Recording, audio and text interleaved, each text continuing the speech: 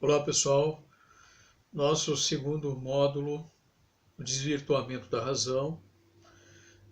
Nós vamos trazer então inicialmente uma reflexão a respeito do cristianismo, para a gente poder chegar a perceber como que a religiosidade cristã, pensamento cristão, ele vai sobreviver ao Império Romano, vai chegar ao mundo medieval e vai se tornar um pensamento dominante, inclusive superando a filosofia grega. Todos nós sabemos que Jesus nasceu na região da Palestina, no período onde a Palestina era uma obscura colônia do Império Romano.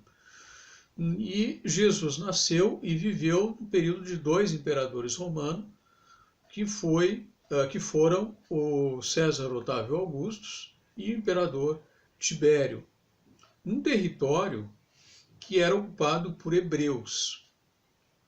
E a gente sabe que os hebreus, na sua tradição profética, eles esperavam a vinda de um Salvador, de um Messias. O povo hebreu ele tinha uma história, né, de muito sofrimento, de adversidades, desde o período das tribos hebraicas no sul da Mesopotâmia, depois da migração dessas tribos para a região de Canaã, depois para o Egito, período de escravidão, enfim, né, aquela trajetória que mais ou menos nós já ouvimos falar. Jesus, ele não foi aceito, né? Como não se enquadrava dentro daqueles princípios que o pensamento hebraico imaginava a respeito de um Salvador, de um Messias. Jesus era um sujeito pobre, nasceu e viveu numa condição de uma família de carpinteiros, de pescadores, enfim, de uma categoria social bem mais simples. Tá? Fato é, no entanto, que quando Jesus começa o seu período, né, digamos, de pregação, né, ou de transmissão da sua boa nova, né, dos seus ensinamentos, que vai buscar agregar conteúdos, né, de reflexão à religiosidade hebraica ou judaica, né? Vou usar esses termos aqui como sinônimos. A gente vai observar que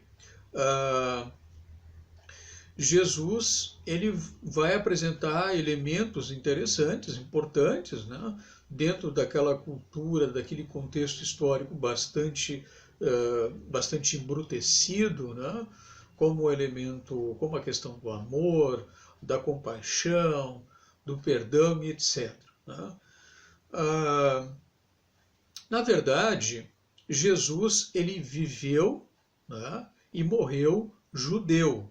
Quer dizer, Jesus não foi um criador de religião. A gente tem, de uma forma mais clara, inclusive apresentado por historiadores das religiões, né, que o nascimento do cristianismo, na verdade, ele se dá não com Jesus, mas com Paulo de Tarso. Segundo Frederick Lenoir, que é um dos historiadores das religiões, Paulo de Tarso é o fundador do cristianismo. E é bom a gente lembrar que Paulo acaba convencendo, né, dois importantes apóstolos, que foram Pedro e Tiago, em um encontro que teria acontecido em Jerusalém, aproximadamente 20 anos após a morte de Jesus, e que selou definitivamente uma espécie de ruptura, né, com aquela cultura judaica, né, aquelas normas. Daí em diante, os novos discípulos, né, que seriam os cristãos, eles passariam a não mais a se submeter aos rituais judaicos e nem à lei mosaica. A fé em Jesus agora substitui a lei de Moisés. Ou seja, é Paulo que vai desenvolver toda digamos assim, um conjunto de ideias, né, a respeito da redenção e da salvação universal. E aqui é um elemento interessante, né, porque agora já não é mais uma religião localizada, já não é mais uma religião voltada para um grupo tão somente, mas é algo que deve ser levado para a humanidade inteira. É preciso agora, como norma, né, dessa nova religião, ter fé num outro, que era Jesus. Tá? Esse grupo continua, parte do princípio de que Jesus, sim, era o Salvador, tá? Era o Messias. Por isso a expressão Messias, Cristo. Tá?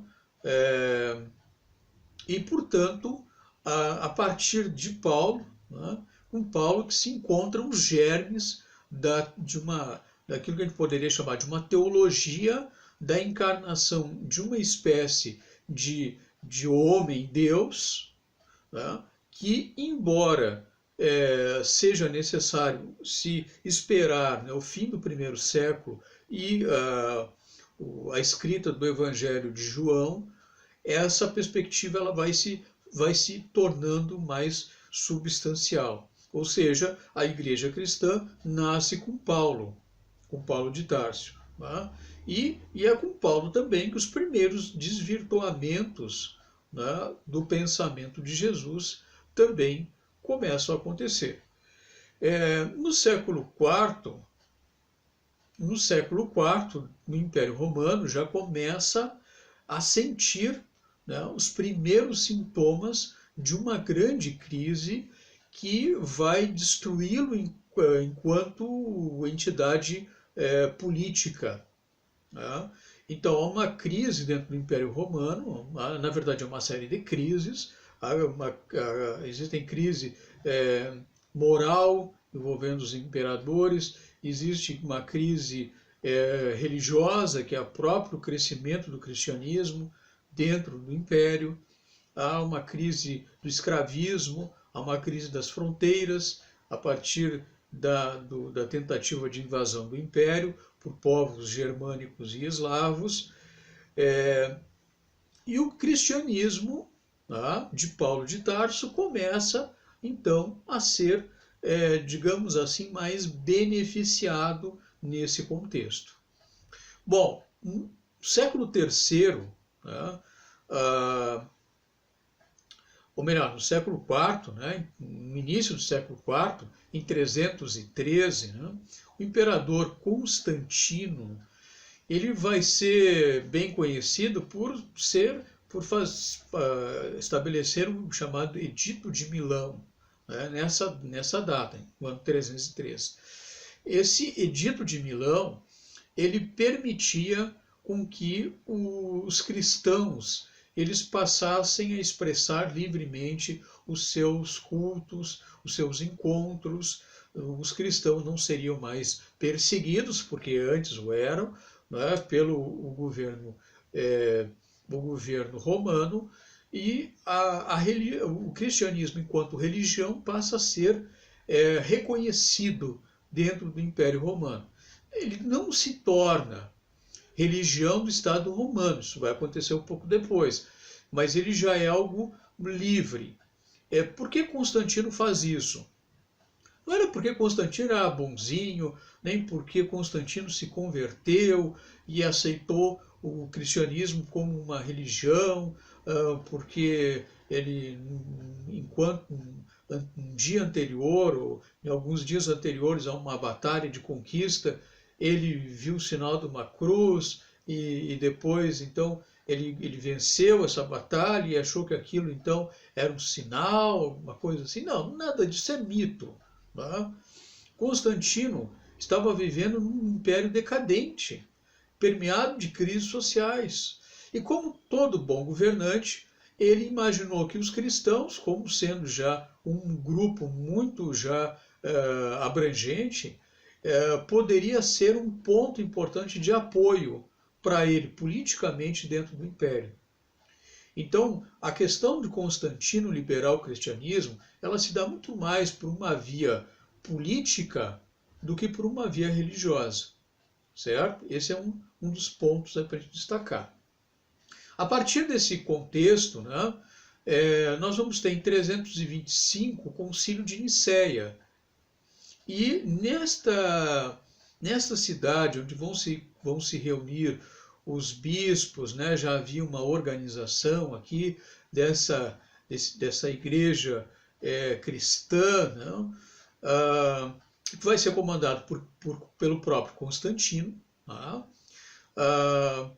Vai se discutir aí justamente uma questão que envolvia uma heresia, que era o seguinte: um padre chamado Ário, ele discordava daquela concepção de que o Jesus era um Deus. E ele entendia Jesus como um ser humano, como um filho de Deus, que Deus havia enviado à Terra para nos ensinar um caminho, né, de uma relativa perfeição, a qual, se nós seguíssemos esses exemplos, nós conseguiríamos conquistar também. Tá? Mas ele considerava que a responsabilidade estaria no ser humano, e não dentro de uma perspectiva de alguém que viria nos salvar e pronto. Né? De alguém que, na verdade, seria um Deus que estaria encarnado. Ário discordava dessa natureza divina de Jesus. E contra ele se contrapôs outros pensadores da época. Tá? E o Constantino termina tornando o pensamento arianista um pensamento herético. Tá? E Ário vai ser expulso, inclusive, dessas comunidades. Uma questão interessante, mas que exigiria um aprofundamento em outro momento. Tá? Bom, e não foi o único exemplo de heresia dentro desse contexto. Né? Mas, enfim, há uma mistura aqui que cada vez vai se tornar mais frequente de aquilo que a gente poderia chamar de uma transmutação cultural entre elementos do paganismo, né, do politeísmo antigo, que permanecia ainda dentro daquelas culturas, com o pensamento cristão emergente. E o poder, né, e a vinculação também cada vez mais ao decadente Estado romano. Um exemplo disso é em 336, aonde a igreja cristã ela vai estabelecer, por exemplo, né, dentro dessa relação de sincretismo, ela vai fixar o dia 25 de dezembro, o dia 25 do 10º mês do antigo calendário romano, que anteriormente era uma data comemorativa ao deus Sol de origem persa, chamado Mitra, e que agora passa a ser considerado, né, nessa transmutação cultural, o dia do nascimento de Jesus. Né? O dia considerado aí, né, representativo, uma representação apenas, né, do nascimento de Jesus. E a partir daí começam então as festividades natalinas, né, no ano 336. No ano 380, o imperador Teodósio se converte ao cristianismo. E em 391, ele vai então aí sim definir o cristianismo como a religião oficial do Estado romano, decadente Estado romano. De novo, enfatizo isso. Tá? Então, a partir do ano 391, é que o cristianismo será a religião oficial desse Estado romano, tá? E o politeísmo, o paganismo, será duramente perseguido, duramente combatido. Os cristãos agora, de perseguidos, passam a perseguidores. E o mundo romano entra cada vez mais em crise, porque começam as invasões, cada vez mais a partir do século IV, né? É um período importante aí para o cristianismo, mas também é um período que o Império Romano enfrentava uma série de invasões, né, de povos germânicos e eslavos, né, como os anglos, os saxões, os francos, os vândalos, os godos e os hunos, que passam a conquistar territórios romanos. Tá? É dessas conquistas que vão surgir os diversos reinos, né, que vão formar o mundo medieval e que mais tarde, bem mais tarde, vão formar os países. Então, a partir do século V, nós vamos ter esse declínio, né, o fim do Império Romano, e cada vez mais os povos, aquilo que os próprios romanos e os gregos chamavam de bárbaros, né? Os povos germânicos ou bárbaros, eles passam, através de invasões, né, a conquistar os territórios do Império Romano e, a partir daí, formar os reinos germânicos. Né? Na região da Gália, por exemplo, que depois, mais tarde, será a França,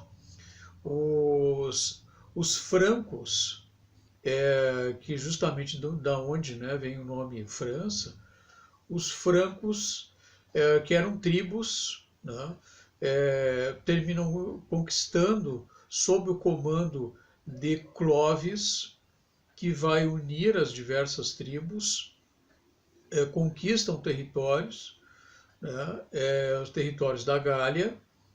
E aqui é interessante porque o Clovis, né, ele vai fundar a dinastia Merovingia e vai ser o primeiro rei desses grupos bárbaros a se converter ao cristianismo. Tá? A partir daí, a organização do Estado merovingio, tá, ele vai se basear num princípio que já se baseava num princípio de fidelidade pessoal, né, vai também vai estreitar os laços, né, daquilo que a gente conhece por sucerania e vassalagem. Práticas que a própria igreja medieval, e agora nós já podemos estar falando de uma igreja medieval, ela vai adotar, como, por exemplo,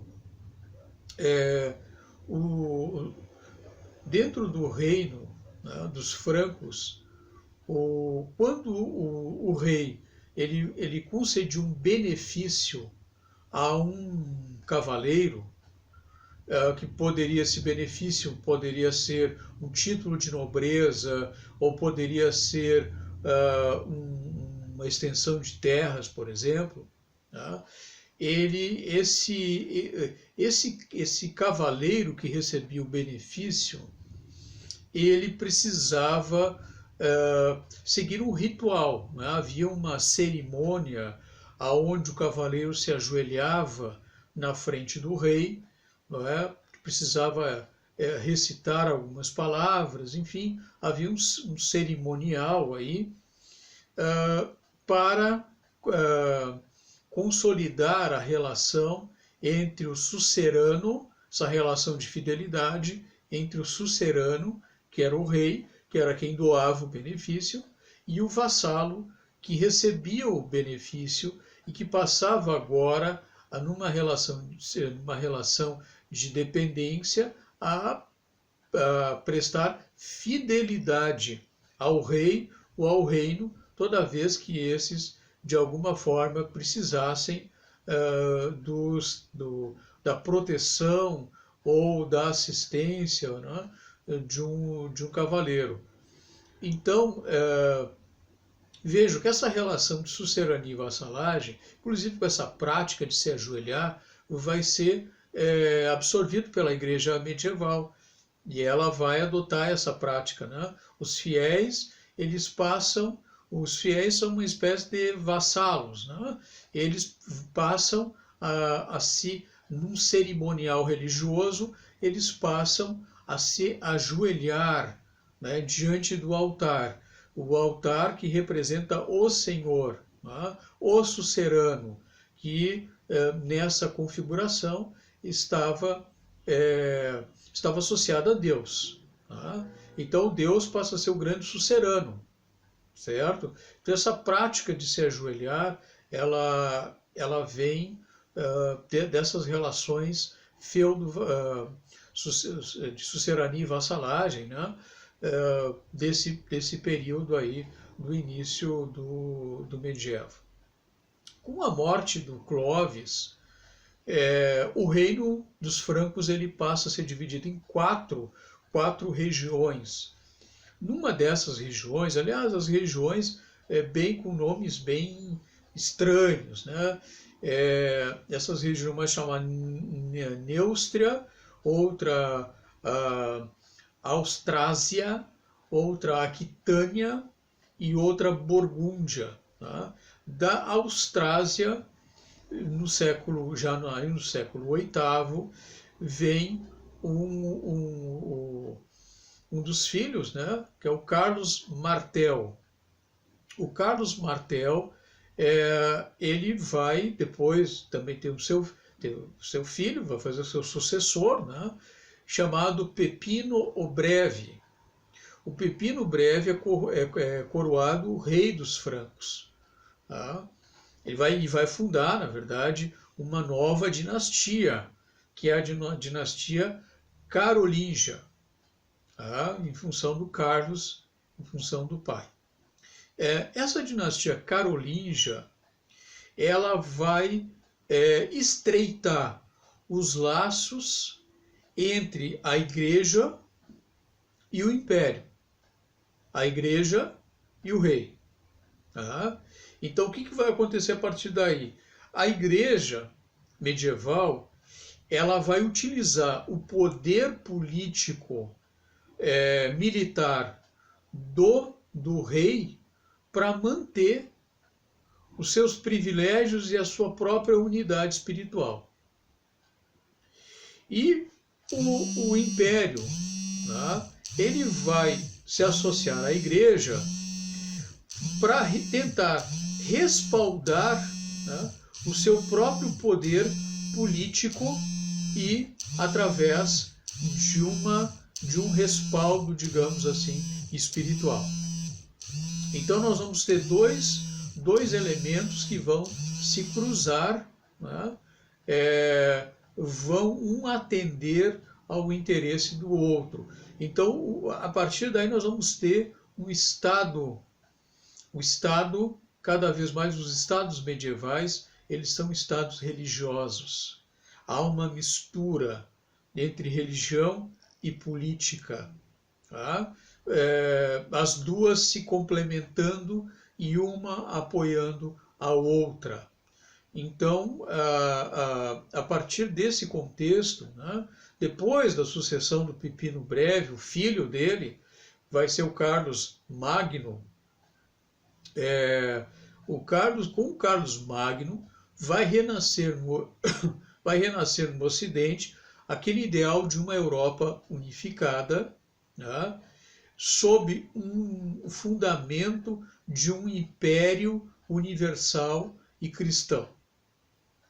Então, cada vez mais, dentro do medievo europeu, né, ocidental, nós vamos ter, então, a vinculação da religião aqui nesse caso, a religião é a única religião que vai existir, né, que vai ser permitida, pelo menos, né, dentro do contexto social, cultural e mental do medievo, que é a Igreja Católica, a igreja que nós vamos chamar aqui de Igreja Medieval.